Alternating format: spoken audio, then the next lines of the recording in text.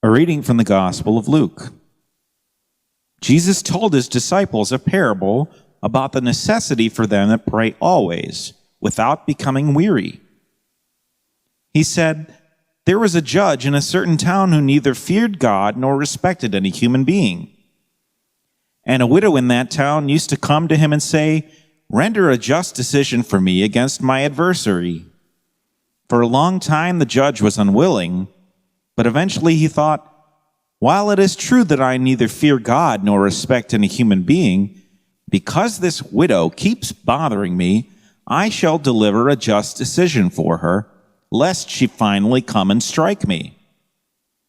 The Lord said, 'Pay attention to what the dishonest judge says.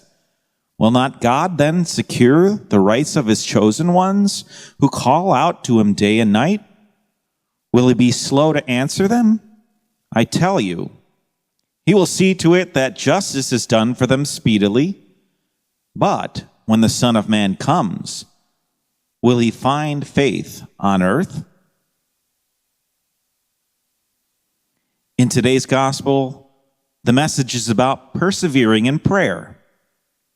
Specifically, like a widow who perseveres in constantly asking a judge to grant her a just decision, so too are we supposed to persevere in prayer with God, even if it means that we aren't given an answer immediately.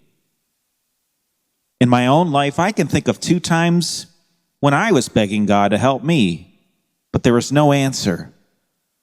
I can remember what that felt like and the suffering that stemmed from it, almost as if it felt like torture.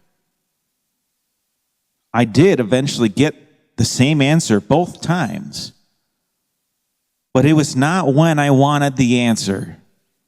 But in the end, through all that suffering and pain, God's just decision had to be given to me through a great period of perseverance. In my studies of all the world's religions, one of the most eye-opening facts about life came from the Buddha's 4 Noble Truths. Specifically, the first one, which says, life is suffering.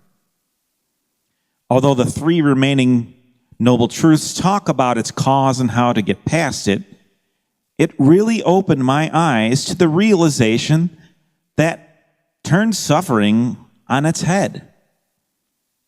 It's a necessary part of life and our human condition. And when it comes to our Christian faith, it was Christ's suffering that was necessary for our salvation. Suffering is absolutely necessary for our life experience as well. And not just that, but also our response to that suffering. The perseverance we need to get through it is essential.